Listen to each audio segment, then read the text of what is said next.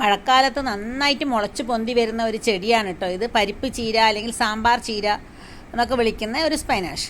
ഇതിൻ്റെ ഏറ്റവും വലിയ ഗുണം എന്ന് വെച്ച് കഴിഞ്ഞാൽ ഒരു പരിചരണവും ഇല്ലാതെ തന്നെ നന്നായിട്ട് വളരും. ഒരു തരത്തിലുള്ള കീടരോഗബാധ ഉണ്ടാവാറില്ല. ഇതിൻ്റെ ഇല തന്നെയാണ് ഇതിൻ്റെ മെയിൻ പാർട്ട്. ഇതിൻ്റെ പൂക്കൾ എന്നൊക്കെ പറഞ്ഞു കഴിഞ്ഞാൽ ഈ കാണുന്ന കുഞ്ഞ് പിങ്ക് നിറത്തിലുള്ള പൂക്കളാണ്. അപ്പോൾ നമ്മൾ സാധാരണഗതിയിൽ എന്താ ചെയ്യുക, ഇത് പറിച്ച് കളഞ്ഞ് നമ്മൾ വീഡ്സായിട്ട് അല്ലെങ്കിൽ കളകളായിട്ട് പറിച്ച് കളയുക എന്നുള്ളതാണ് നമ്മളുടെ ഒരു രീതി. സത്യം പറഞ്ഞു കഴിഞ്ഞാൽ നമ്മളുടെ ചീരേനേക്കാളും കൂടുതലായിട്ട് വൈറ്റമിൻ എയും അതുപോലെ തന്നെ വൈറ്റമിൻ കെയും അടങ്ങിയിട്ടുള്ള ഒരു ഇലക്കറിയാണ് ഈ പരിപ്പ് ചീര. വിറ്റാമിനുകൾ മാത്രമല്ല, കാൽഷ്യവും പൊട്ടാസ്യവും അതേപോലെ തന്നെ ധാരാളം ഫൈബറും അടങ്ങിയിട്ടുള്ള ഒരു ഇലക്കറിയാണ്.